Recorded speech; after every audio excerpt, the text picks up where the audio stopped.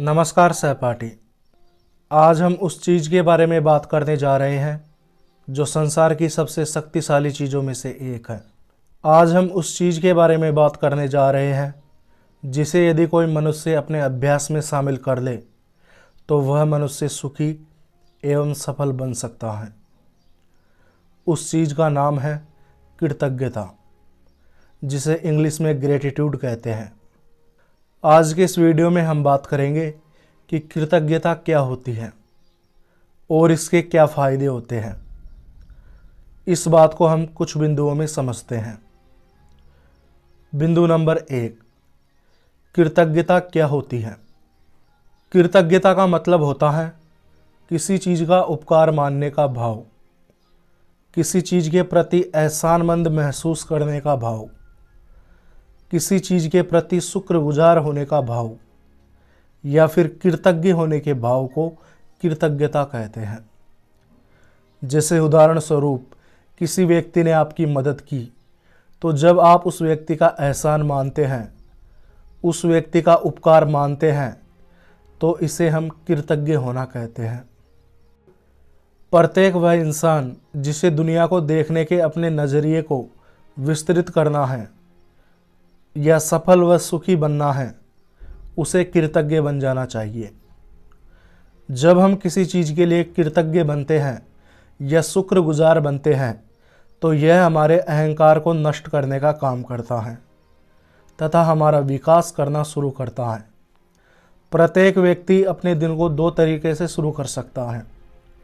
पहला तरीका कृतज्ञ बनकर, अर्थात आपके पास में जो भी चीज़ें हैं उन सभी चीज़ों के लिए ईश्वर को धन्यवाद देकर, और दूसरा तरीका शिकायत करके अपना दिन शुरू करना, अर्थात आपके पास में जो चीज़ें हैं उनके लिए ईश्वर का धन्यवाद व्यक्त करने के बजाय उन चीज़ों के बारे में शिकायत करना जो आपके पास में नहीं है। यदि आप चाहते हैं कि आप अपने जीवन में आने वाले अवसरों को पहचान सके तथा उनका प्रयोग करके एक सफल व्यक्ति बन सके, तो आपको पहले तरीके से अपना जीवन शुरू करना चाहिए। और यदि आप चाहते हैं कि आप सारे दिन अपने अवसरों को पहचान कर प्रोग्रेस करने के बजाय दूसरों को दोष देने में अपना समय बर्बाद करें, तो आप दूसरा वाला तरीका अपना सकते हैं। बिंदु नंबर 2, आपको कृतज्ञ क्यों बनना चाहिए। हम हमारी ज़िंदगी में कई चीज़ों का रोना रोते हैं कि हमारे पास में यह नहीं है, हमारे पास में वह नहीं है। अमीर से अमीर बाप की औलाद भी किसी न किसी बात को लेकर परेशान रहती है। चाहे उन्हें सब कुछ मिल जाए, लेकिन फिर भी वह किसी न किसी बात के लिए शिकायत करते रहते हैं कि मेरे पास ये नहीं है। लेकिन यदि आप इस दुनिया की हालत जान जाओ तो आप रोज़ाना आपको अपने जीवन में मिली हर चीज़ के लिए शुक्रगुजार महसूस करोगे। क्या है दुनिया की हालत, यह मैं आपको बताता हूँ। दुनिया में रोज़ाना हर 9 में से 1 व्यक्ति भूखा सोता है, यानी कि रोज़ाना 80 करोड़ से ज़्यादा व्यक्ति ऐसे होते हैं जिन्हें बेचारों को खाना नहीं मिलता है, उन्हें भूखा ही सोना पड़ता है। आप अभी यह वीडियो किसी मोबाइल, किसी टैबलेट या किसी कंप्यूटर स्क्रीन पर देख रहे होंगे। अगर आपके पास में ये चीज़ें हैं तो ईश्वर का धन्यवाद करें, या फिर आप नास्तिक हैं तो जिस भी चीज़ में आप विश्वास रखते हैं उसका धन्यवाद करें। दुनिया में करोड़ों लोगों के पास में खाने को खाना तक नहीं है, रहने के लिए जगह नहीं है, पीने को साफ पानी नहीं है, लेकिन आपके पास में ये सब चीज़ें हैं। दुनिया के करोड़ों लोग इस वीडियो को देखकर अपनी ज़िंदगी में प्रोग्रेस नहीं कर पाएंगे, क्योंकि उनके पास में इस वीडियो को देखने के लिए मोबाइल भी उपलब्ध नहीं है। आपके पास में मोबाइल है, आपके पास में खाने को खाना है, पीने को साफ पानी है, रहने के लिए घर है, तो मैं कहता हूँ आप एक खुशकिस्मत इंसान हैं। हम रोज़ाना कई सेल्फ इम्प्रूवमेंट की बातें सीखते हैं कि अपने माइंड सेट को चेंज कैसे करें, गरीबी की मानसिकता से बाहर कैसे निकले, अपने जीवन में पॉजिटिव कैसे रहे, अपने जीवन में ज़्यादा से ज़्यादा तरक्की कैसे करें।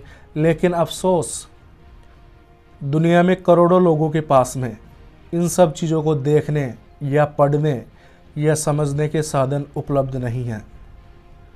वे गरीब ही पैदा हुए हैं और वे गरीब ही मर जाएंगे। जानते हो क्यों?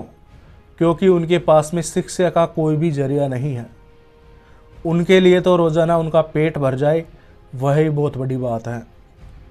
आप अपनी ज़िंदगी में कई चीज़ों को लेकर शिकायत महसूस करते हैं, लेकिन अपने जीवन का कुछ समय इस दुनिया को समझने में, इस दुनिया को देखने में लगाकर देखना, आपको पता चलेगा कि आप कितने खुशकिस्मत इंसान हैं, आप कितने भाग्यशाली हैं। अब मैं जिस घटना की बात करने वाला हूँ उस घटना को ध्यान से सुनना। लेखक जे सेट्टी जी अपनी एक किताब में एक घटना शेयर करते हैं और कहते हैं कि जब मैं 9 साल का था तो मैं मेरे माता पिता के साथ में भारत की यात्रा करने के लिए गया था। हम जिस गाड़ी में बैठे हुए थे वह गाड़ी लाल बत्ती पर रुकी। मैंने खिड़की से बाहर देखा। मुझे एक कचरे के डिब्बे में कुछ ढूंढती हुई एक लड़की दिखी। शायद वह खाना ढूंढने का प्रयास कर रही थी। उसका लगभग आधा शरीर कचरे के डब्बे में खाना ढूंढने में लगा हुआ था, लेकिन जब वह सीधी खड़ी हुई तो मैं ये देखकर दंग रह गया कि उसके हाथ नहीं थे। मैं उसकी सचमुच मदद करना चाहता था, लेकिन मैं उस समय उसकी कोई भी मदद नहीं कर पाया। इसके बाद में हम आगे बढ़े और खाना खाने के लिए एक होटल में ठहरे। जब हम वहाँ खाना खाने के लिए ठहरे तो एक बच्चा शिकायत कर रहा था कि उसे मेन्यू लिस्ट में से कोई भी चीज़ खाने की पसंद नहीं आ रही थी। तब मेरे दिमाग में एक विचार आया कि यहाँ इस लड़के के पास में खाना खाने के लिए इतने सारे ऑप्शन मौजूद हैं। यहाँ पर इस बच्चे के पास में खाने के लिए पूरा मेन्यू पड़ा हुआ है, लेकिन उस बेचारी लड़की जिसके हाथ नहीं थे उसके पास में खाने का केवल एक ही ऑप्शन मौजूद था और वह था कचरे में पड़ा हुआ खाना। आप मुझे एक बात बताओ, क्या आप यह कहानी सुनने के बाद भी अपनी ज़िंदगी से शिकायत करोगे? प्रत्येक वह व्यक्ति जिसने इस कहानी को समझा होगा वह अपने आप को बहुत भाग्यशाली कहेगा कि भगवान ने मुझे कितना कुछ दिया है। सोचो आपके खाने में भी केवल एक ही ऑप्शन मौजूद हो, वो कचरे में फेंका गया खाना, तो आप कैसा महसूस करोगे? ज़रा इस बात पे विचार ज़रूर करना, आपको पता चल जाएगा कि आपको कृतज्ञ महसूस क्यों करना चाहिए। बिंदु नंबर 3, कृतज्ञता के फायदे। कृतज्ञ बने रहने से हमें शारीरिक तथा मानसिक रूप से कई फायदे होते हैं। आपको यह बात बहुत छोटी सी लग रही होगी कि केवल कृतज्ञ रहने से क्या फ़ायदे हो सकते हैं, लेकिन मैं आपको बताना चाहूँगा कि वैज्ञानिक इस बात को साबित कर चुके हैं कि कृतज्ञ रहने से हमें फ़ायदा होता है। पहला फ़ायदा, तनाव कम होता है। वैज्ञानिकों ने एक अध्ययन करने के लिए लोगों को 2 ग्रुप्स में बांटा।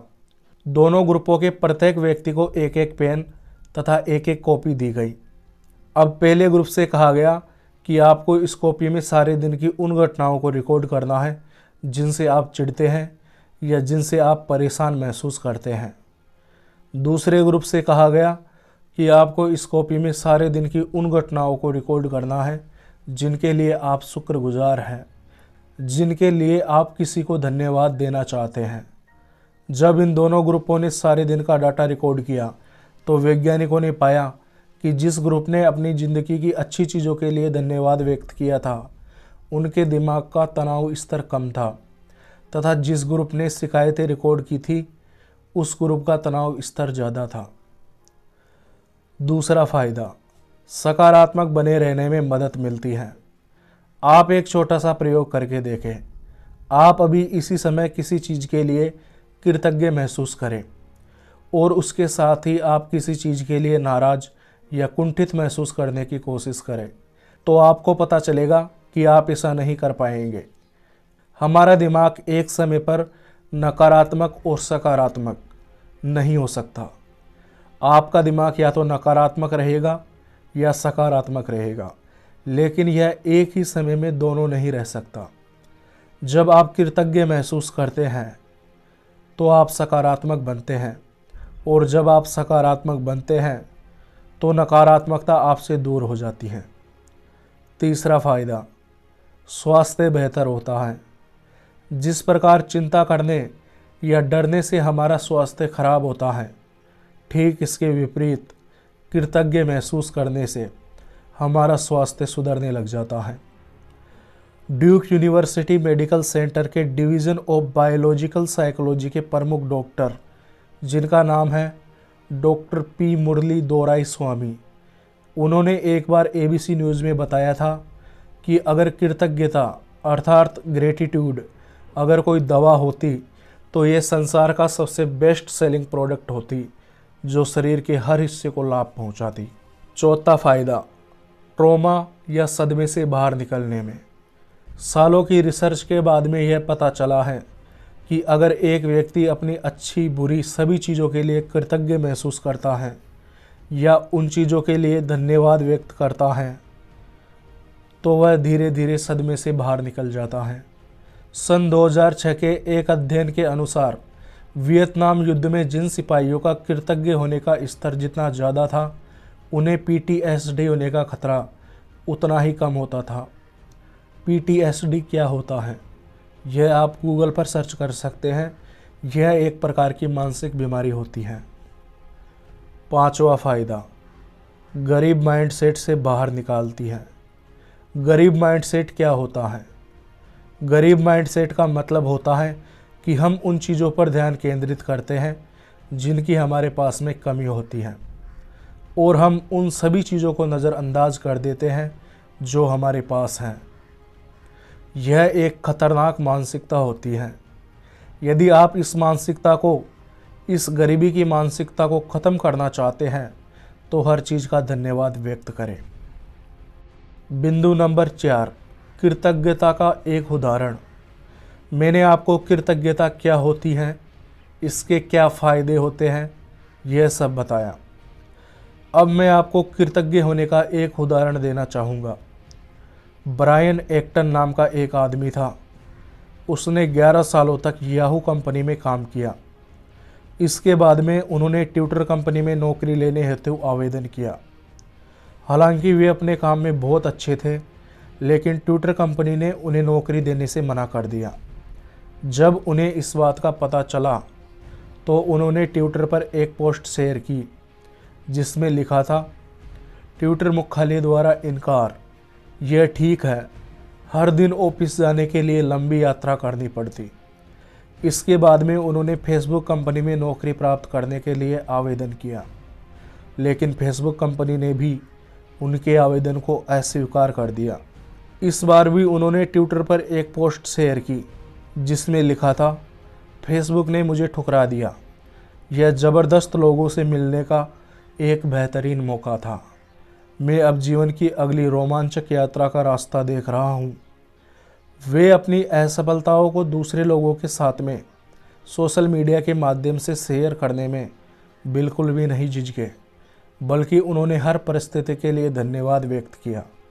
इसके बाद उन्होंने एक व्यक्ति जिनका नाम था जेन कूम, उसके साथ में एक ऐप बनाने पर काम शुरू कर दिया और उन्होंने एक बहुत ही शानदार ऐप का निर्माण किया जिसे हम आजकल व्हाट्सएप के नाम से जानते हैं। ब्रायन एक्टन तथा उनके साथी ने व्हाट्सएप ऐप को फेसबुक कंपनी को 19 अरब डॉलर में बेच दिया। अगर ब्रायन एक्टन को ट्विटर कंपनी में या फेसबुक कंपनी में जॉब मिल गई होती तो वे इतना सारा धन कभी भी नहीं कमा पाते। इसीलिए ज़िंदगी की हर परिस्थिति के लिए ईश्वर का शुक्रिया अदा करो।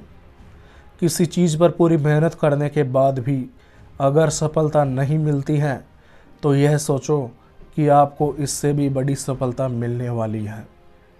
बस आप अपना काम पूरा मन लगाकर करते रहे और जीवन के लिए ईश्वर को धन्यवाद दें। बिंदु नंबर 5, कृतज्ञता का अपने जीवन में प्रयोग। कृतज्ञता को अपनी दिनचर्या में शामिल करना आसान है, लेकिन अब जो मैं आपसे कहने जा रहा हूँ वह आसान नहीं है। मैं चाहता हूँ कि आप हर समय हर परिस्थिति में कृतज्ञ रहें। भले ही आपका जीवन वैसा ना हो जैसा आप चाहते हैं, लेकिन फिर भी इस जीवन के प्रति कृतज्ञ रहें। जिस प्रकार व्यायाम करने से हमारी मांसपेशियां मजबूत होती हैं, ठीक उसी प्रकार जब आप कृतज्ञता का अभ्यास करते हैं तो आपकी कृतज्ञ रहने की आदत को मजबूती मिलती है। अब मैं एक महत्वपूर्ण सवाल का उत्तर देना चाहता हूँ। वह सवाल है कि किसी ने मेरे साथ गलत किया, फिर भी मैं उसके साथ में कृतज्ञता का व्यवहार क्यों करूं? हमारी ज़िंदगी में कई लोग ऐसे होते हैं जो दुष्ट होते हैं। उनके प्रति चाहे कितनी ही कृतज्ञता का व्यवहार कर लो, वो दुष्ट के दुष्ट ही रहते हैं। ऐसे लोगों के प्रति आपको कृतज्ञता व्यक्त करने की कोई आवश्यकता नहीं है। लेकिन फिर भी यदि आप उनमें थोड़ी सी अच्छाई ढूंढ सके तो उसे ढूंढने का प्रयास करें और उस अच्छाई के प्रति कृतज्ञता व्यक्त करें, क्योंकि कृतज्ञता से आखिरकार फ़ायदा आपको ही होगा। या मैं यह सुझाव बिल्कुल भी नहीं दे रहा हूँ कि कोई व्यक्ति आपके साथ में गलत करता है तो आपको उसके प्रति भी कृतज्ञता व्यक्त करनी चाहिए। कुछ व्यवहार ऐसे होते हैं जिन्हें क्षमा नहीं किया जा सकता। आपको ऐसे लोगों के साथ में कृतज्ञता व्यक्त करने की कोई आवश्यकता नहीं है। तो उम्मीद करता हूँ आपकी उलझन दूर हो गई होगी। धन्यवाद।